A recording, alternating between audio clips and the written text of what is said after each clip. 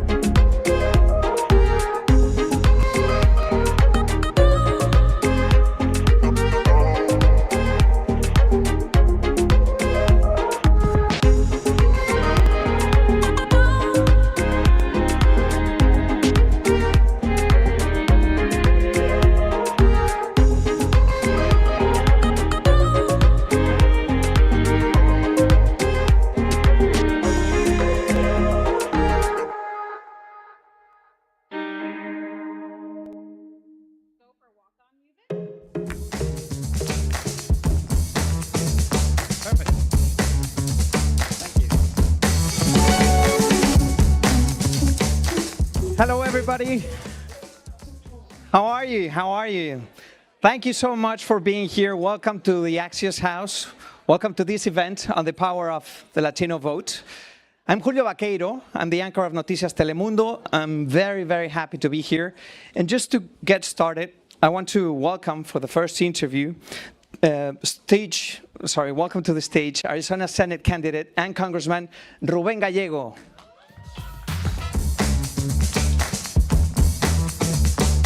How are you, sir? Gracias. Thank you so much for being here. My pleasure. We talked about a week ago. That's right. We did it in Spanish, perfect Spanish. I wish that was true. Yeah, no, it was. Now we're doing this in English. I have to work a little harder now. Now you know how I felt last week. Now we're back at your hometown. How do you feel? I left here more than 30 years ago, actually. But it's good to be back and see family.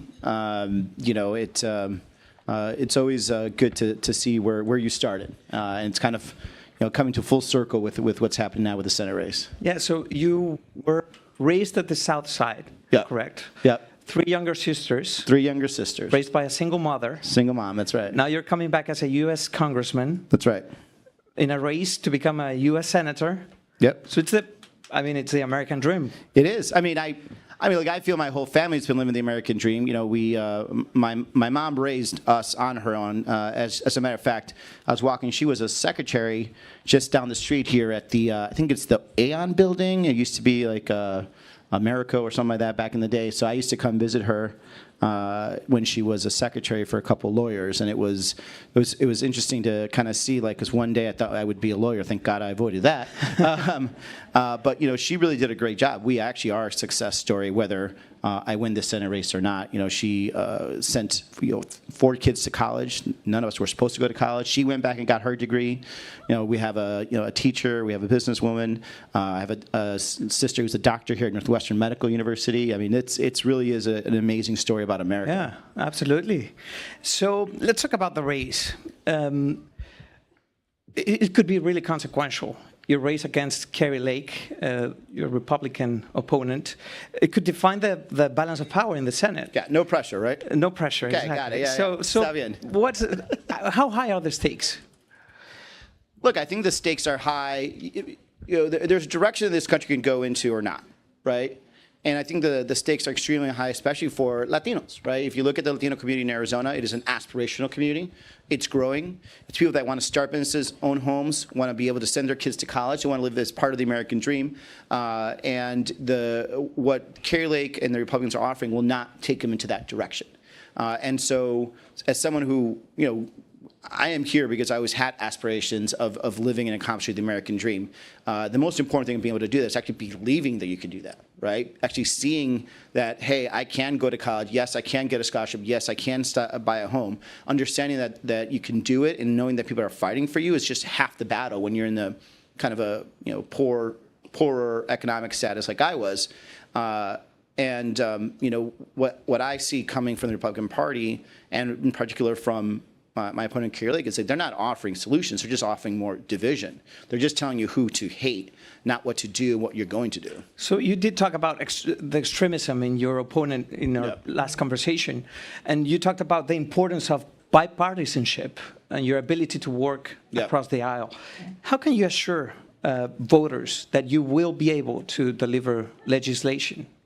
Well, we go back on what we've done. I mean, just last year I passed the Native American Child Protection Act, a bill that was in the past sponsored by John McCain. I passed it out of the control of the Republican-controlled House, out of the control of the Natural Resources Committee that's also proponent, and it passed with unanimous consent. If you look at the last 10 years in general, I've been on the Armed Services Committee and past chairman of Intel Special Operations. That particular committee does a lot of very sensitive things in this country, and we have to craft a upwards of $10 billion budget. And I don't just craft that. I worked across the aisle with my Republican colleagues to put a budget together to make sure that our warfighters have the best capability and make sure that they have the best chances when it comes to actually war. And it's just on and on. All the bills I've ever passed have been in a bipartisan manner. Now, but can you work with everyone, including, say, folks like Senator Ted Cruz? You had a public tension with him after the Uvalde shooting. Some language that cannot be repeated here. Look, I think it's going to be on a case-by-case method. Like, the focus on everything should be, what is the end result? Am I going to be able to make my community stronger, better, and more successful? If I can find the person to work across the aisle with, I'll do it. At the end of the day, what matters is delivering for Americans, and putting your partisanship aside is part of your responsibility as being an elected official. Yeah, some Republicans have actually endorsed you in your state. We are, but do you see that as an endorsement to your policies or more of a rejection to Trumpism? Well, look, I think it's a combination of both, to be honest. I think a lot of it's because of my bipartisanship in the last 20 years that I've been in Arizona, working across the aisle when I was at the State House. The first bill I passed at the State House was to bring in-state tuition for veterans. That was a bipartisan bill that passed unanimously out of the House and the Senate. And that was from a lesson of me coming back from the war and hearing all my friends that had been in war and moved to a state and had to pay out-of-state tuition. And it seemed like it was a very dumb thing, and then I found out Arizona was doing the same thing. And since then, thousands of veterans have gone to school in Arizona on my bill. And so the state rep that I worked for on that bill in 2011 is supporting me. The city council members I worked on when I was a staffer to improve our neighborhoods, bring more police to the streets, and start block watches, Republican city council members are endorsing me. And we have mayors from all across the state that I've been helping with these small town rural mayors that are ignored a lot of times by politicians. We've been bringing them federal funds to hire more police officers, get simple things such as a fire truck. We have all these mayors, Republicans, and independents that are now endorsing us because they know that we are the campaign and the office that will pay attention and listen to them and not just give lip service. No. So the economy, right? It's issue number one for voters in this election cycle. And Vice President Kamala Harris has shown what she wants to do, her economic policy. So that's boosting the child tax credit to $6,000, assistance for first-time home buyers, limiting taxes on tips, expediting affordable housing. Do you support all of these policies? Well, absolutely, and especially if this would be disproportionately beneficial to the Latino community. With the child tax credit, that reduced childhood poverty among Latinos by 60%. If my mom had that growing when I was growing up, it would have been such a big help. We're the type of family that had to look at the cash register as everything was kind of coming across. Once in a while, we had to play the utility roulette, like what was going to be paid and what could be paid before something got shut off. A $6,000 child tax credit, refundable too, it's a big deal. And when I say that, it's not just people in poverty. There are families right now that are making $70,000 to $80,000, that feel the squeeze right now. So that's a big, big help. First-time homeowners, Latinos right now are disproportionately not able to buy homes. And we're a growing population. And we know in our community how obsessed we are about buying homes, right? It is part of our destiny of living in the American dream. But can these policies pass Congress? So the child tax credit certainly passed Congress before. We have, some very good programs. Ostensibly, our Republican colleagues say they're for the child tax credit. You have J.D. Vance that's been walking around talking about it forever. So I think we have to put this to the test. We have passed this, obviously, during COVID. If you guys remember, we passed it for 6 months. So we have to do it now. The other thing is, like, can we? We need to. Working class Americans, not just Latinos, are just hurting. You feel it out there. They are working very, very hard. They're being the most productive they've ever been in the history of this country, and yet they feel poorer and poorer. And generationally, it feels even worse. So this country has to do something about the status of middle class and working class Americans. They are hurting right now, and they feel that no one is actually fighting for them. So this position that the vice president is taking, economic position, I think is going to be extremely helpful. Now, on the economy, and also issue number 2 for most voters is immigration and border security. Would you say that President Biden and Vice President Kamala Harris have done a good job in the past 4 years? In the past 4 years? No, I don't think that's the case. But I think that could be the same thing you could say about the Trump administration and also about the Obama administration. We need to have a balanced focus on the border.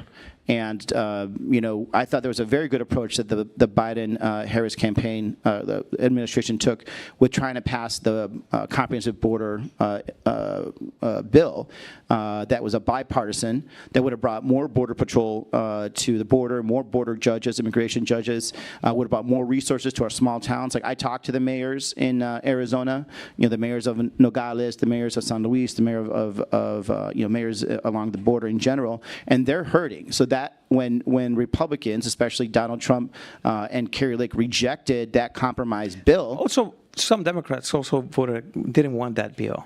Well, again, that's why it's a compromise, right? And so in order for us to get the votes together, we actually went to our most conservative Republicans and said, like, we'll work with you.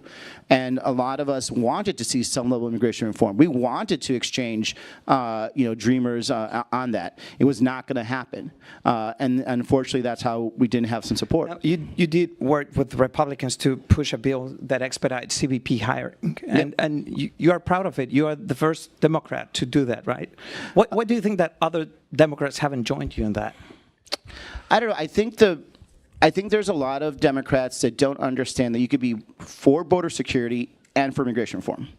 You can be for making sure that we are, checking everything coming across the border, and at the same time, I want dreamers to be here and become citizens. You can add more immigration judges, but still want to keep and preserve the asylum system. And you can want to rectify the fact that there are 10 million people living in this country in the shadows that have been here for decades. They have roots here, they have family here, have business here, have houses here, and say, you know what, I want them to be on the pathway to citizenship. You can do that all. You don't. This doesn't have to be binary, right? And if anything, the more that we allow, the abuse of the asylum system, the more likely you're going to see the asylum system fall. The more that we allow the border to be, have the problems at the border that we continue to see, the less likely we're ever going to get immigration reform. And so I hope Democrats could understand that, especially when they're thinking about Latinos. Latino voters actually understand this. Yeah. It's a lot of people that don't understand Latino voters, but think they do, that are acting and voting that way. Now, Congressman, let me ask you this. In our last chat, you reminded me fairly quickly that you were polling high, regardless of who was leading the ticket. So you didn't care if it was President Biden or Vice President Kamala Harris. Lo que sea. Lo que sea, whatever, right? Está bien. Yeah. So let me ask you this. Would you be the one actually helping the Harris-Walz ticket winning Arizona? It's a good question. Look, we've been running a campaign. For those who don't know, I jumped in this race 19 months ago. If I look a little tired, it's because I have a 13-month-old baby girl, and she's here, and she didn't care. Where is she? She's sleeping. She gets naps. I don't get naps. And she didn't care that the convention got out at midnight last night because she was up at 2 a.m. When I started this campaign, I was basically on my own. Like, the DS, the traditional Democratic support wasn't there for me. The White House wasn't there supporting me because we were running against an incumbent. And so we had to run on our own. And so this is why I've had a very independent streak in Arizona. It's because I've always been able to create my own systems of support, going out there, talking to voters, talking to leaders in the community, developing real relationships that are coming to fruition now. I think we're going to help each other out. I don't think it's necessarily going to be one way or the other. I think at this point, it's going to be a tide that lifts all of our boats and votes. And I think we're gonna be very proud of the outcome come November 5th. Congressman Rubén Gallego, thank you so much for Muchas being here. gracias. Bye. Gracias.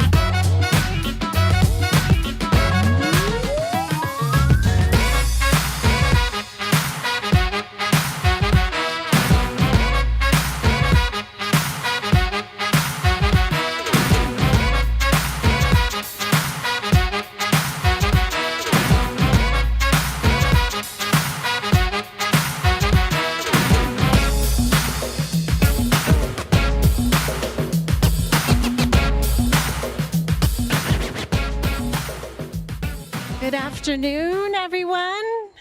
Thank you so much for joining us today at Axios House in Chicago for DNC. We're thrilled that you're here. I hope you're enjoying the view. For those of you who are on the socials, just a quick reminder, we're using the hashtag Axios House. Please take a selfie outside when we're done and tag us in that. We'd love to be part of your experience here today. Another quick note, I don't know how many people are from Chicago actually in the room. I love it. All right, well, hopefully you're already also reading Axios Chicago. And we've also, the team in Chicago here is doing a live blog to help you get around town today. So follow that at axios.com/Chicago. Now, without further ado, I want to introduce myself. I'm Sarah Kehalani-Gu. I'm the executive editor at Axios Live. And in the next segment here, we're going to talk, you can't talk about voters without the data. And we have a fresh poll out. We're going to talk about it.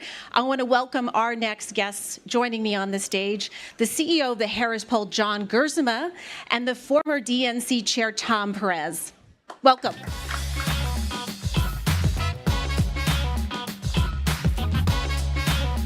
Anyway, yeah. Okay. All right. Oh, you need a mic. A mic help. Thank you, gentlemen. So great to be here. All right, now, if you didn't see it already, in case you missed it, Axios and the Harris team published a new poll out just surveying Latino voters. We can talk about, get excited about who's on stage tonight, but it doesn't really need to be grounded in some data. Big headline out of our report this morning is the enthusiasm gap. John and I were at the RNC. I don't know if many people also were here. Okay, there. Anyway, John and I were at the RNC a month ago, which seems like maybe forever ago. And we saw in that poll a big gap between Republicans and Democrats over enthusiasm for voting for their candidate. John, we have new results today, and that gap has disappeared, correct? Sarah, the headline is that our polling data from Milwaukee is as stale as some really bad beer. So the new data is very different, right? We have an enthusiasm gap that is closed dramatically, both with intention to vote, a 15-point gap that's closed among Democratic Latino voters, at 83%, and at 63% enthusiasm, which is a 16-point gap that's closed. And that's just happened over the course of these 3 weeks. And of course, we know there's been a bit of a change on the ticket since then. But also, tell me more. Let's go just a little bit deeper. What's driving that? What are you seeing in the data that tells you who is closing that gap in particular? What's really interesting in the data this year, this time, Sarah, is millennial voters, Latino millennial voters in particular. And one question I have for you, Tom, is whether or not they're old enough to remember Obama and are sort of connecting that time to now. But by far and large, they are the largest demographic that has the most enthusiasm and the most intention to vote, both up 16 points and 20 points, respectively. Those are big numbers, Tom. What do you think? Well, you've seen it everywhere you go. I've been roughly 6, 7, 8 cities in the last 2 weeks, and everywhere you go. I was in Maine the Sunday after the president's announcement. And by the way, I'm here in my personal capacity just to make sure the record is clear. In the 2-week run-up to his announcement, they had 60 volunteers. In the 4 days after, they had 600. I could give you Michigan, like something like 1,700. You look at grassroots fundraising. The fundraising numbers are eye-popping in and of themselves. But what's more relevant, as someone who was at the DNC for 4 years, is the number of first-time donors, small donors. That's the engine of momentum and enthusiasm, and those indeed are off the charts as well. And we've seen this with Latino voters. I mean, I spent a lot of time in Arizona and a lot of time in Nevada. And we see there was a sizable portion who hadn't gone to Trump, but they were undecided. They went from roughly 4 years ago, it was about 64% of the vote, give or take.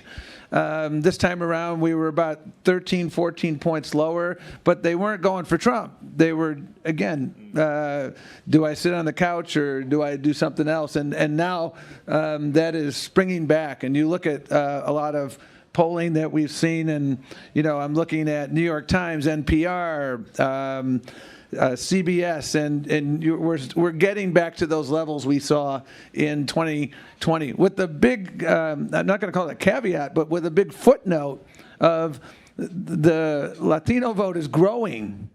You go to Texas, the number of people that turn 18 every day. The reason, 2012, Obama lost 16 points, Texas. 2016, 9.2%. Hillary. 2020, 5.2%. President Biden. I'm not here to predict we're going to win Texas, but that number, what's driving that number is one demographic.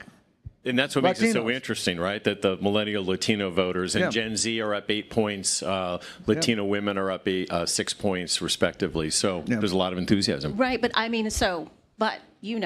enthusiasm is one thing, voting is another. And so I guess my question to you, Tom, is, how do you younger voters are particularly the trickiest to get out to actually vote, even if they're excited about a candidate. Kamala Harris has made a lot of splash with the memes, the coconuts, and all that. But I guess what's the plan to really activate voters? It's a great question. There's 2 dimensions to this plan. Number one is the substance.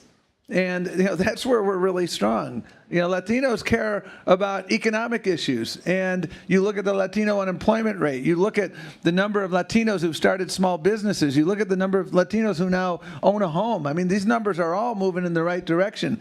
Tanta gente tiene abuelita que tiene diabetes. $35 a month for insulin. That's a huge deal. The investments in climate change. Young people thrive off of that. As Ruben said before, as Congressman Gallego said before, Latinos want border security, but they also want humane treatment. The separating children from their parents, putting them in cages, mass deportation. Joe Arpaio, my late father had a word for Joe Arpaio, pendejo, okay? And this is what is getting them out. And so I said 2 dimensions. It's also about meeting people where they consume their news. I spent a lot of time over the last few months getting to know one influencer, Carlos Espina. Carlos is a 26-year-old immigrant from Uruguay who has now, I think, 14 million followers on TikTok and another million on Instagram. He met President Biden. He's met Vice President Harris. When you recall in June when we did the executive action on long-term undocumented, he posted something. He had 4 million views within 3 hours. I mean, it's eye-popping. So it's not only the substance, which I think, our views align and her proposals for the future align, but it's also doing a lot more to meet people where they are, where they consume news. English, Spanish, and Spanglish. Doing that is key. And just on that point, Tom, with millennial voters, we saw with social media, TikTok, Instagram, 12 points, Sarah, 13 points higher across the board on effectiveness and access to social media. I guess that's why we see a lot of seats for influencers in the arena and maybe fewer for 100%. newspaper reporters. But Yeah, 100%. This is not Walter Cronkite's America. Right. But there's still work to do. At least the data shows that when it comes to what Latinos say they care about most. Economy is way, way at the top, like it is for all voters. Inflation at the top among that, right? Housing too, way beyond even abortion and immigration. And I think, John, I'd love you to speak to this about, Harris seems to get a lot more of a, I don't know how you say it, a blank slate to start over. We asked her about comparison with Biden on some of these issues, and she's faring well, but it's not like she's knocking it out of the park just yet, but it's early. Yeah, but I think the blank slate is really the operative point. I mean, it's really interesting in the data, Sarah. Half or more Latino voters say Harris is just as good as President Biden on vision for the future at 58%, fighting for working class at 57%, unions, we just talked about, at 53%. So she's got the benefit of the doubt, and she's in a strong spot to start. And on the issues, I guess, on the economy, let's drill down on that. Congressman Gallego talked about housing. Are we going to hear more from the Harris campaign about more of these pocketbook issues? She laid out an economic agenda last week that really had, some things for some people. But is there more to come? Well, I mean, she did lay out a very, I think, aggressive economic agenda. The biggest challenge with grocery prices is greedflation and shrinkflation. Why did they have record profits at the major grocery chains? Because they could. And when the price of eggs started going down, the reason it didn't go down all the way is because they were profiteering. Plain and simple. And the public agrees, Tom, Yeah, with that. absolutely. In our Axios Harris Poll 100 this year, 71% of corporate reputations were being harmed by inflation, according to consumers. When you see right track, wrong track polling with Latinos, those who say it's on the wrong track, you can't just ask the right track, wrong track question. You got to ask the follow-up question, which you do and others, which is why? What's the big cause? And one of the top causes is corporate greed. So, I mean, she's taking that on. She has a very aggressive proposal for childcare. You remember Mr. Vance? He wants to punish, childless cat ladies. And yet, he didn't vote for the child care tax credit. We know how to reduce poverty in this country. Why do I say that with such confidence? Because we did it in 2021. We reduced childhood poverty by 40%. She wants a $6,000 tax credit when you have your first child. She wants to make the tax credit from 2021 permanent, but we couldn't get a Republican dance partner. Donald Trump's 2025 agenda is just the opposite. So I think she's put forward a number of issues that relate to housing, healthcare, jobs, the American dream that are very granular, and you'll see more. And one last question, just I want to speak to you, Tom, about your former role as labor secretary under President Obama. We had Sean Fain, head of the UAW, here earlier today, but we also saw the president of the Teamsters at the RNC. So I'd love to know your thoughts about this other constituency that's been a long part of the Democrats, which is union workers. And how do you appeal to them? Is that going to be enough to say we're going to go after corporate greed? I think for pocketbook, everyday issues and, labor needs right now. In my lifetime, I haven't seen a president and a vice president who've done more and been more, not just supportive in their words, but supportive in their deeds than Joe Biden and Kamala Harris.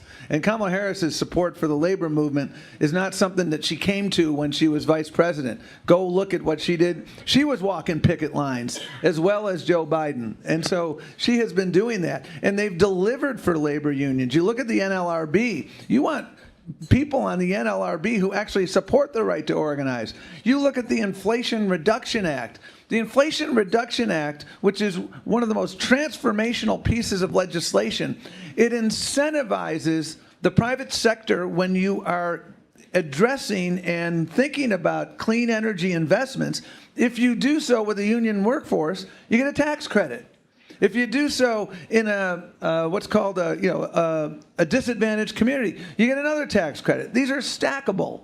And as a result of that, that's why the labor movement is doing so well. And one final thing about the labor movement, she cast the deciding vote for the American Rescue Plan. The American Rescue Plan contained a provision, a $70 billion provision for the multi-employer pension system, which was going bankrupt by 2026 if we did nothing. It is now solvent till 2051.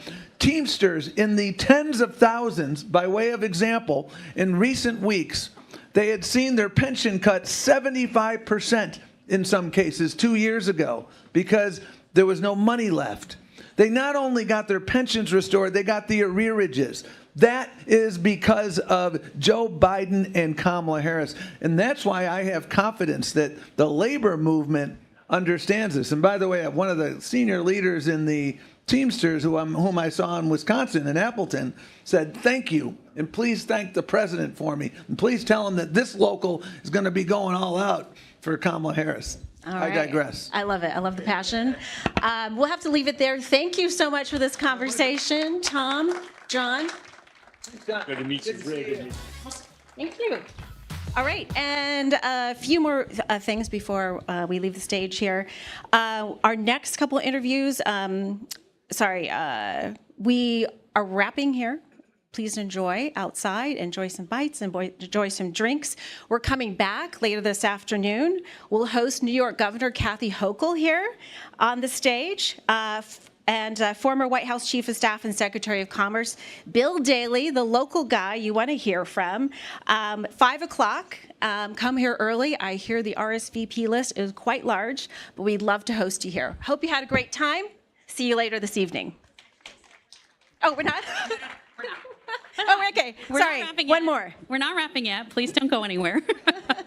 We have 2 more great guests for you as we do a little furniture change here. I'm Nyla Boodoo. I host the Axios podcast, One Big Thing. If you were here earlier today, you got a sneak peek of this week's episode, which was my conversation with Shawn Fain. So if you were not here and didn't hear that, please check us out wherever you get your podcast. Just search for Axios. And my conversation with Shawn Fain will be published Thursday morning. So our next guest is co-chair of the Democratic Policy and Communications Committee, as well as co-chair of the Harris-Walz campaign. And of course, she represents the great state of Texas, its 16th district in Congress. Please help me in welcoming Representative Veronica Escobar.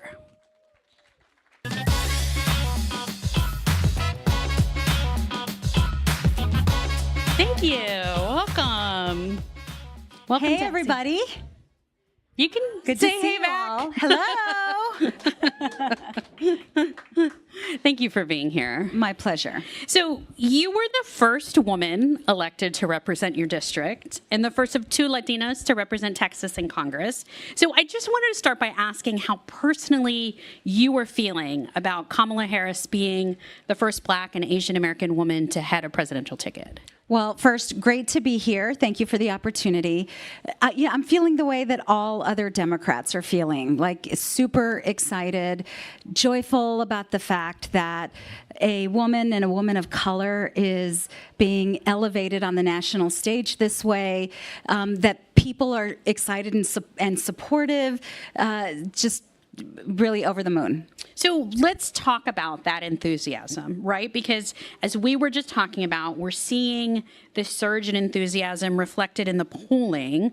What do you think, though, needs to be done when we're talking about the Latino vote as a whole to ensure that this constituency turns out for Kamala Harris? Yeah, and this is super personal to me. Of course. And I will tell you, so I was part of the Biden-Harris campaign as well. I was national co-chair for the Biden-Harris campaign, and I was very proud of the fact that the campaign recognized from the get-go how important the Latino vote is, how important Latino turnout is. I have traveled through the country talking to Latino voters and Latino constituents constituencies, small businesses, communities on behalf of the Biden-Harris campaign. And now that I'm on the Harris-Walz campaign, 3 weeks makes a huge difference in many respects, but also in other respects, we are still very focused on Latino voters and Latino turnout. So I've participated in roundtable conversations in Pennsylvania, in Wisconsin, in Arizona, What in does Nevada. what does that ground game look like then?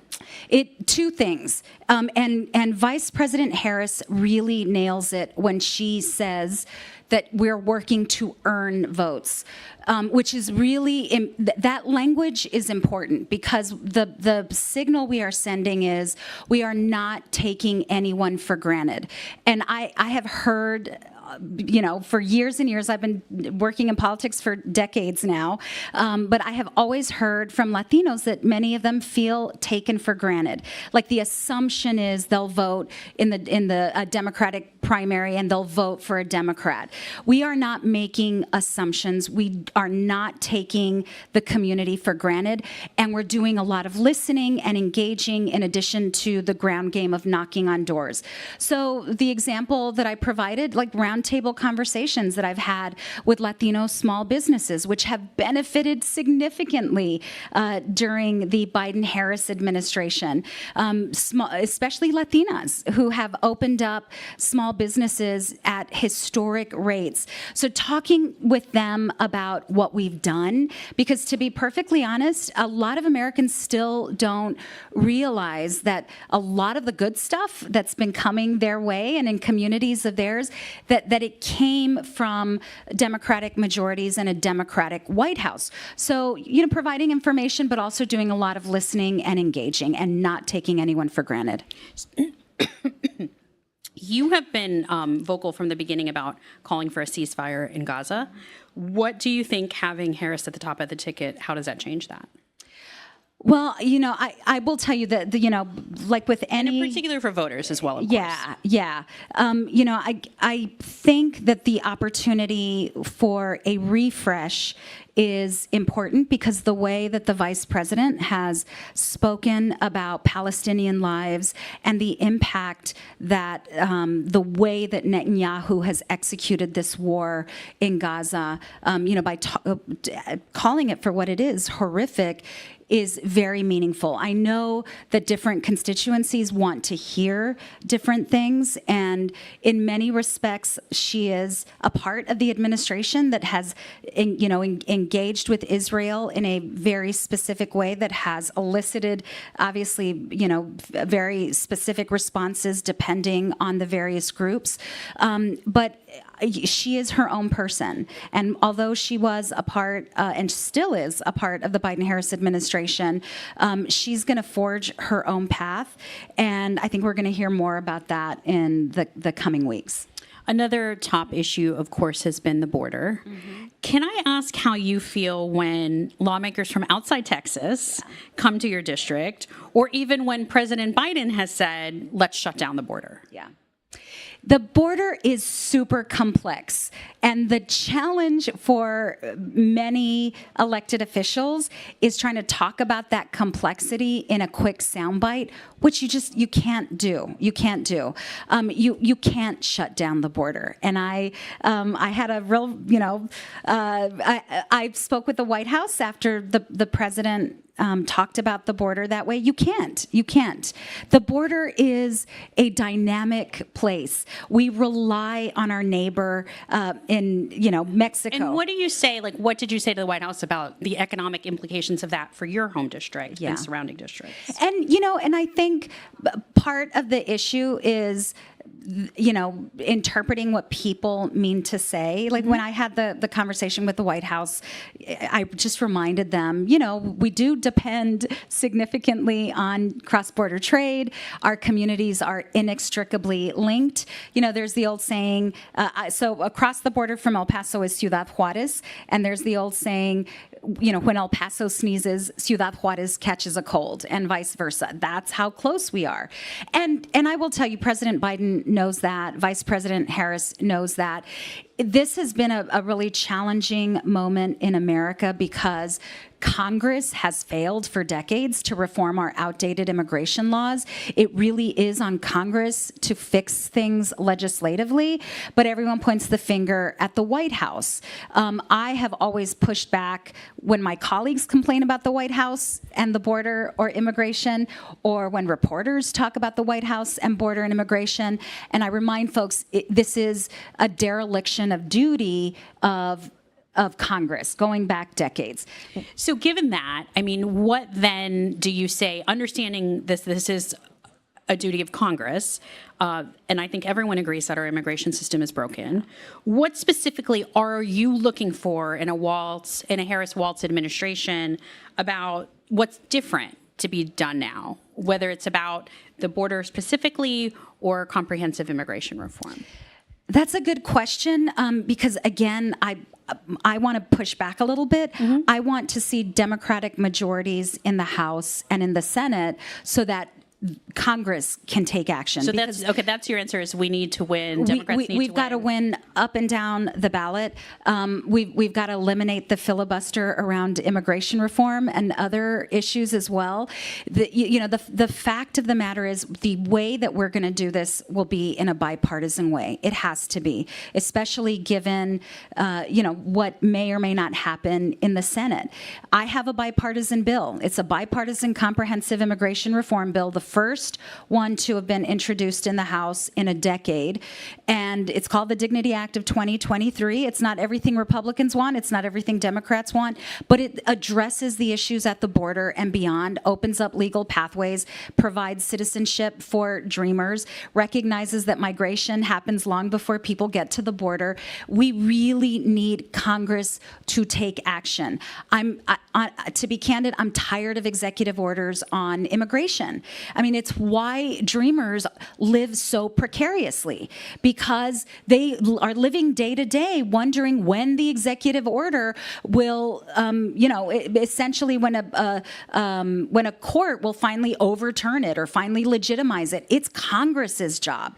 And what I do want to see from the Harris-Walz administration is them really pushing us, making it a major priority, and giving us the support to come together in a way that offers real compromise. I know people focus on the Senate bill. The Senate bill was a border policy bill. It's not an immigration bill. And so we have to recognize that our immigration laws need updating, and that too is on Congress. Can I ask you one final question? Your husband is an immigration judge, which opponents have used against you in races. I wanted to ask you a question about that. I imagine, given both of your jobs, there's probably a lot you do not talk about, but I was just curious what perspective that provides you on our current legal system when it comes to immigration. It gives me tremendous perspective, and it is, for me, a constant reminder of why Congress needs to do its job. There are innumerable people who are caught up in what is a law that is so Byzantine that it just doesn't even make sense. In America, we have 8 million unfilled jobs today. We are a nation with an aging population, a nation where families are not having babies at the same rate that they were when my parents had a family, when their parents had a family. We need immigrants. And there are people who are fleeing their homeland looking for a shot at being new Americans, adding to our GDP, growing businesses. The Dignity Act, which I mentioned, has been called by some researchers as a piece of legislation that would save Social Security, because it's fundamentally an economic bill. Immigration policy is economic policy. And so, I acknowledge that. I think more of my colleagues need to acknowledge that. But to your question, when I hear about some of the cases, and you're right, my husband and I don't really talk about his work a whole lot, but when I do hear about some of these cases, and I don't want to speak for him. He's not a public figure, but I will tell you, I think for anyone in the immigration space, it's frustrating how outdated these laws are. They don't work anymore for our country. Thank you for your time, Congresswoman Veronica Escobar. We appreciate you being here. Next, I'll pass it over to Julio Vaquero for one final interview. Thank you very much. Thank you very much, Niala. Thank you. That was an interesting conversation. So just to finish this chapter of Axios House, let me welcome to the stage California Senator Alex Padilla, please. Thank you. Hello, sir. Welcome. Thank you, thank you. Gracias por estar aquí. Con gusto. Thank you. Hello, Chicago. California in the house. Oh, there you go. Okay, so I was talking to Congressman Rubén Gallego just a few minutes ago. If he wins his race, he will become Arizona's first Latino senator, and you are California's first Latino senator, which is kind of surreal when you think about the number of Latinos that live in California and in Arizona. So talk to me about how diversity has been playing an important role in the Democratic Party and also in politics in general in the past maybe 1 decade or two. Yeah, no, it's a great question. One of the many dynamics playing out in real time this election cycle, as I think more people can appreciate today than we have ever, is representation matters. Representation matters. I know sitting on the Judiciary Committee, for example, in the Senate, we've been working hard to build a federal judiciary that reflects the diversity of the country because it leads to better decisions, better rulings that come out of the system, and confidence in the judiciary. That's just one example. When our elected representatives better reflect the population, number one, it's just more fair, more democratic, but that diversity of thinking, that diversity of life experience, the diversity of professional experience leads to better public policy. And so that's why we've been working for decades to look at the underrepresented communities, including the Latino community, and see how do we drive up naturalization rates and citizenship? How do we increase voter registration rates? How do we increase voter participation? Because when as many people participate, that's when the will of the people is reflected in who is elected and the policy priorities at all levels of government. Okay, so let's talk about policy, Senator. So on border security and immigration, you haven't really fallen in line with your party in the past couple of occasions. Earlier this year, you opposed the bipartisan border bill, and then you also criticized President Biden's executive action for authorities to be able to deport immigrants at the border without listening to their asylum cases. Why do you think these policies were wrong? Well, I think the good news is we've come a long way since those points. Some of my opposition and concerns was based on the merits, the legality or constitutionality of changing the asylum system. We have to respect our federal law and our international obligations. But I think most importantly, it was only focused on the border, an enforcement-only punitive approach, some of it which reflected the Trump administration, and it didn't work then. If we really want to address the migration issues, it's not just the southern border of the United States, it's the entire hemisphere. So we have to ask the question, what are the root causes? Why are so many people choosing to or feeling like they need to leave their home communities, their home country, to come to the United States to survive, to live? Now, and it's not until we address those that we can sustainably address the migration issues. The other thing that seemed to be lost in discussion at that time was the acknowledgement that there's millions upon millions of long-term residents of the United States that happen to be undocumented. They've been here for not just years, but in some cases decades, contributing to the strength of communities and our country. And so a pathway to citizenship for dreamers, for farm workers, so many essential workers across the country has to be part of the conversation. So what's your hope? What do you think President Biden should have done? And what do you hope Kamala Harris, if she wins, does. Right. So it's not just what President Biden should have done. He did it. So the bipartisan deal fell apart in the Senate. Why? Because Donald Trump said, don't solve it now. Wait for me to get there. It's going to help me politically. And Republicans just walked away from the deal and they negotiated. You also didn't like it, correct? Correct. But second, it wasn't just the first executive order that President Biden signed, but the second one that actually provided relief and protections for undocumented spouses of U.S. citizens and their children under the age of 18 to be able to have that pathway without having to leave the country first. And that's what I'm talking about, a more balanced, more comprehensive, more thoughtful approach to addressing immigration, because our system as a whole needs to be modernized. Now, you asked me about Vice President Harris. She's been a friend and a colleague for many, many years.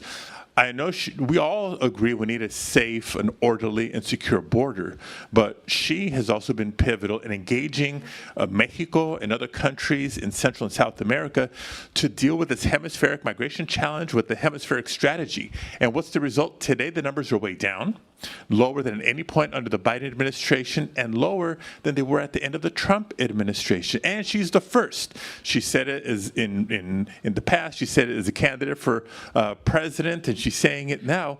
We can't forget Dreamers, farm workers, other long-term undocumented agreements. That's the holistic, thoughtful approach to immigration that we're going to build on when she wins. So let me talk about these numbers. Earlier this year, the Axios and Noticias Telemundo poll showed that the percentage of Latinos supporting mass deportations and a border wall grew at least 10 points since 2021. Why do you think some hardline immigration policies like these are being more popular among Latino voters? I don't know why they're more popular. I've seen other numbers that suggest, again, we all agree we want a safe, secure, and orderly border. The question in the debate is how to achieve that. There's punitive, ineffective ways like we saw during the Trump administration, or there's more thoughtful approaches like we're seeing now. But again, don't mistake border security with immigration reform. Immigration is much more complex than that. Border security is one element in the long list of things to address, and to do it sustainably, to do it effectively, you have to look at, like I said, root causes, engage other countries in the region to address it, and we cannot leave behind the long-term residents of the United States who happen to be undocumented. Early polling shows a jump of Latino support for Vice President Kamala Harris, but she's still lagging behind the historic support to the Democratic Party. What does she need to do to engage Latino voters? I think she needs to continue doing what she is doing. Number one, be herself, because those of us in California that have worked with her for many years, from her time as district attorney to her time as attorney general to her time as senator for California and then vice president, know who she is, know her values. She knows our community and our needs. And that's why I'm excited that during this convention and for the next 77 days, the rest of the country is going to get to know Kamala Harris the way we know her. It is not a surprise to me that soon after the transition from President Biden being the top of our ticket to Vice President Harris being the presumptive nominee, the first campaign announcement they made was a record investment in outreach to the Latino community. Money on the ground with organizers in communities, money in media, not just traditional media, but social media and other digital platforms. She's meeting our community where it is, including a WhatsApp strategy, right? All my tios and tias communicate on WhatsApp, and now the Kamala Harris, and Governor Walz's campaign is right there where they are. And we have a heck of a story to tell, not just the position that she's taken in the past, again, supportive of our community, but the record of the last 4 years, record job creation, small business openings by Latino entrepreneurs. Yeah, we see that record, but still we see bigger numbers also of support for President Donald Trump with Latino voters. Are you surprised? No, I'm surprised that there's that concern. In 2020, we heard, there's going to be a mass exodus of Latinos leaving the Democratic Party to vote Republican. That mass exodus did not materialize. We heard the same concern in 2022, and it did not materialize. So today, are you worried about that mass deportations he's promising? So what I'm worried about is we have 77 days to get the message out and to organize the Latino community, because when they're properly informed, they will vote the right way. the distinction, the choice this November is clear. Under Donald Trump, what will you get? He's already said it. Dictator on day one, mass detention, mass deportations. What does that mean? Chaos in our communities, fear, and damage to our economy. Under Kamala Harris, not just a smartful approach to the border, justice for undocumented immigrants, especially dreamers, more economic opportunity, better schools for our kids. That's the vision for the future. So you replaced Vice President Kamala Harris as a senator, a California senator. Then, of course, you won your re-election campaign. Vice President Kamala Harris will be appointed as a Democratic nominee, and then she has to win the votes. So what can you tell us about that period of time between being appointed and having to win the votes? For me? For you, and any advice for Vice President Kamala Harris? So for me, it was a really difficult time when she became vice president, and I got the call from Governor Newsom to fill the position for less than 2 years. It was 2 weeks after January 6th, and COVID before there were vaccines. So you just imagine what life was like, if you remember what life was like at the time. But I had to hit the ground running because of the pandemic. It added a sense of urgency to so many of the issues. Trying to come out of the pandemic, trying to address climate change, trying to fight for voting rights, immigration reform, and so much more. And so I had to jump in with both feet, do the best job that I could, and campaign for re-election. My wife is backstage, and she'll be very proud when I say this, because she says it a lot more often than I do. November 2022, Alex Padilla, first Latino to represent California in the United States Senate, got more votes than any candidate for any office in the country. So when Latinos get together and do the work, sí se puede. And so what's the advice to Vice President Harris? You know, we're going to get through the convention. We have 77 days of work to do, but believe me, she will be thoughtful, responsible in putting a transition plan together to be able to hit the ground running when she takes the oath of office in January of 2025. So just to finish with this, what do you expect to see in this convention for it to be successful for Vice President Kamala Harris? So I think it's already been successful, will continue to be successful. Anybody who was in the arena last night, you sense and you feel the energy. And it's not just that feeling and the emotion of excitement that we're writing. You look at some of the data I used to manage campaigns before I ran for office, so I know volunteer signups are a very positive indicator, and we have volunteers just walking into headquarters, especially in all the battleground states. That's a great indicator. Fundraising isn't everything, but it's important. And I'm not talking about the big dollar donors. I'm talking about the small contributors, the people donating to a presidential campaign for the first time in record numbers. So there's a lot of momentum, a lot of excitement, because I think the people know what's at stake. Under Donald Trump, chaos, Project 2025, go read it. It's a real threat. His second term would be worse than the first. Or Kamala Harris. We're going to make history either way, everybody. We're either going to elect a convicted felon president of the United States. I don't think so. Or we're going to elect the first woman, African-American, South Asian woman who embraces diversity and the vision of the future. That's exciting and inspiring. Please join me in voting for Kamala Harris this November. So, Senator Alex Padilla, thank you so much for your time. Thank you very much. Nice talking with you. Thank you very much. Yeah. Thank you, everybody. To the rest of us, a quick reminder, this continues at 5. More interesting conversations with New York Governor and also former White House Chief of Staff Bill Daley. Thank you very much.